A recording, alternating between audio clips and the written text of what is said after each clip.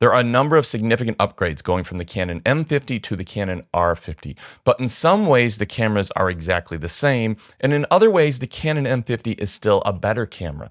So depending on what you do and how you use your camera, it may or may not be worth the upgrade. This video is sponsored by Crutchfield and their 50th anniversary sale, and I will have a little bit more information about that later in the video. Looking at the build and handling on these two cameras, it is very, very similar. In fact, when I was doing the A-B comparison shots, if I had the camera in my hand and I didn't look down to see which one I had, I didn't know the difference. They felt that similar.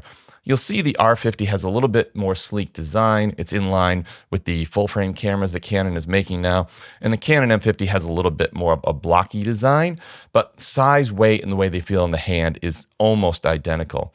And if you look at the button placement on the back, once again, we've got a pretty much identical layout. So if you're comfortable with the Canon R50 or M50 and you've got that muscle memory, you'll be able to move over to the R50 no problem. The only real difference is this is your sort of selector dial on the top there, and this is your control dial on the top of the R50. But other than that, they feel so similar in the hand. Once again, you wouldn't even know if you didn't look down to see which camera you were holding. Looking at the screen and electronic viewfinder on the two cameras, the viewfinder between the Canon M50 and the Canon R50 have identical specifications. But when I'm actually using them, I feel like the Canon R50 has a slightly more accurate image and it looks more like the finished product that I'm going to get.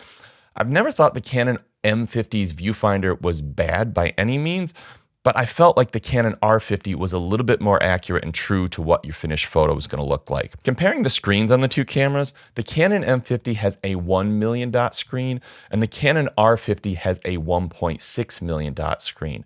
Now, of course, you are going to get a higher resolution image, so you're going to be able to see more detail, but that doesn't really tell the whole story. With the Canon screen, there are times where your highlights look blown out, but in the photos they aren't, or your dark areas look completely black, but in the finished photos they aren't. The screen on the Canon R50 is far more accurate. It looks much more like your finished product is going to be. And I think this is really important for the creative process of capturing photos and videos because it really allows you to look at what's on the screen, trust your instinct, and set your exposure and settings based on what you're seeing on the screen because that is really what the finished result's going to look like. Also, when you're playing back video or looking at photos, you can tell how you're actually doing because the screen is so accurate. With the Canon M50, I always felt like I had to look at those photos on the computer to be sure how the finished product was going to look like. So I think from that creative side, it really is nice that you've got that Canon R50 screen that is so much more accurate. Now I'm going to jump into the video quality comparison between the two cameras, and this is probably the single biggest upgrade if you're going from the Canon M50 to the Canon R50. And I'm going to talk a bit about why you should consider Crutchfield for your next camera purchase. I've been buying audio gear off Crutchfield for the past 35 years, and this year marks their 50th year in business. But I've only just discovered that they also stock camera gear as well. One of the biggest reasons to buy your next camera off Crutchfield would be the lifetime free technical support. So this is great, particularly if you're a beginner buying your first camera, or if you're somebody who hasn't been in photography for a while and you're just coming back to it.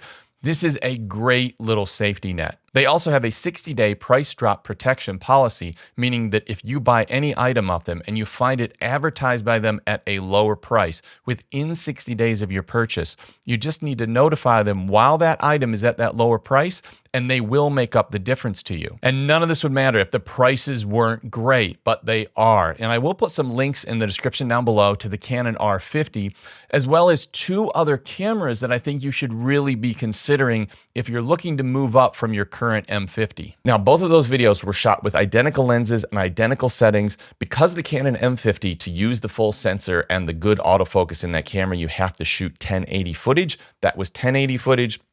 And the Canon R50 has all those same features and more, but you can shoot 4K footage, which makes a big difference. It makes the Canon R50 footage look much, much cleaner. Now I'm going to throw some comparisons on screen now. These are the two cameras shot and cropped in at different ISOs. And what you'll see is the Canon M50's footage starts to fall apart and look really bad by 1600 ISO. And I think the Canon R50's footage looks better than the Canon M50's footage at 1600 ISO all the way up to 12,800. So if you're shooting video in low light and you're not satisfied with the image you're getting with your Canon M50, you are going to get significantly better performance out of the Canon R50. The next biggest difference between these two lenses is the lens mount. And the Canon M50 has the EFM lens mount, and the Canon R50 has the RF lens mount. You cannot move lenses between these two systems. You cannot use the Canon R50 lenses on the M50 and vice versa. Now, the important thing to know is on the Canon M50, there have been a number of high-quality lenses made for this camera over the years, but Canon is no longer making new lenses for this camera. Now, I think Sigma still is, and Tamron might be, Viltrox might be, but it's increasingly hard to find new lenses for this camera. But when you do, they are far more affordable than the options for the Canon R50. You can also get some very high quality used lenses for the Canon M50 at a fraction of what you might pay for comparable lenses on the Canon R50. Looking at the Canon R50, you've got this great new RF lens mount, and Canon has a number of high quality lenses for this camera mount, but most of them fall into full frame category of lenses, and they are also very, very expensive. So when you look at the Canon R50, you just want to make sure that there is the right lens out there for what you do. The kit lens that comes with it is okay, but it's probably not even as good as the original Canon M50 kit lens. And that's because the Canon M50 kit lens goes from 15 to 45. The Canon R50 only goes from 18 to 45, so it has a smaller zoom range.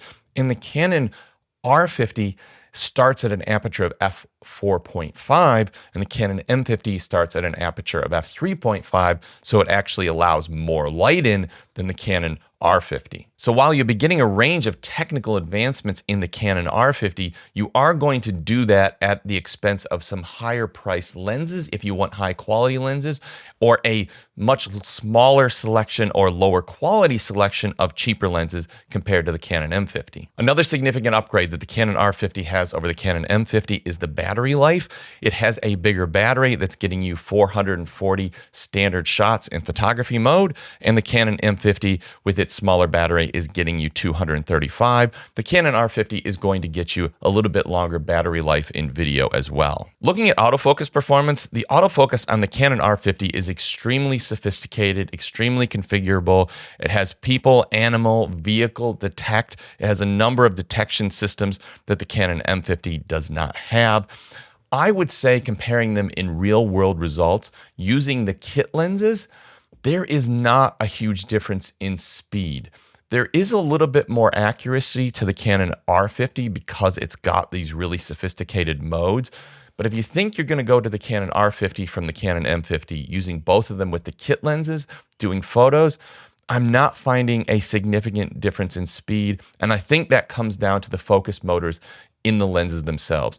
If you get the Canon R50 and upgrade to a more premium lens, then I think you will find quite a big difference. But just for standard photography and the speed of walking around, taking pictures of kids or things going by, it's very, very similar.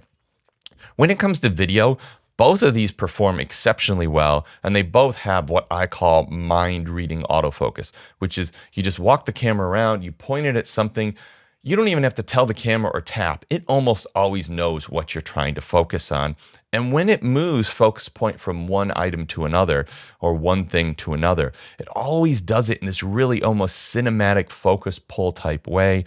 This is one of my favorite features about the Canon M50, and I find it has more or less carried over to the Canon R50. Now, if you're primarily a photo shooter, this is where things get interesting. So unlike the video examples that I've shown, where the Canon R50 was significantly cleaner and significantly better video footage, when we look at the raw files out of both of these cameras at different ISO levels, they look virtually identical. There is almost no difference at any ISO level, just looking at unprocessed images straight out of camera.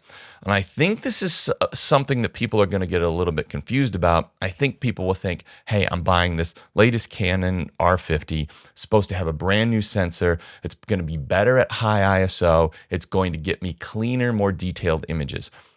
With the exact same settings and the exact same adapted lens on both of these cameras, the images look absolutely identical in photography. And in addition to that, one of the biggest things you can do with your camera is adding a new lens, and your lens options on the Canon M50 are much better right now than what they are on the Canon R50. So I think if you're a hybrid shooter and you shoot 50% photo, 50% video, or you mainly shoot video, well, the Canon R50 becomes such a compelling option because the Canon R50's 4K video footage is significantly better than the footage you're getting out of the Canon M50. But if you only shoot photography, this is where things start to swing back to the Canon M50 because the images are virtually identical, but the selection of high quality lenses, which will make quite a significant difference to your images, is much better on the Canon M50, at least right now. So I would not look at the Canon R50 as an upgrade to the Canon M50 if you're just looking for higher quality photos. Buying new camera gear is only one way to improve the quality of your photos and videos, and I've just shown a video on screen now. I think this is the best tutorial I've ever done on photography, and I'd be very surprised if you weren't a better photographer at the end of that video than you are right now.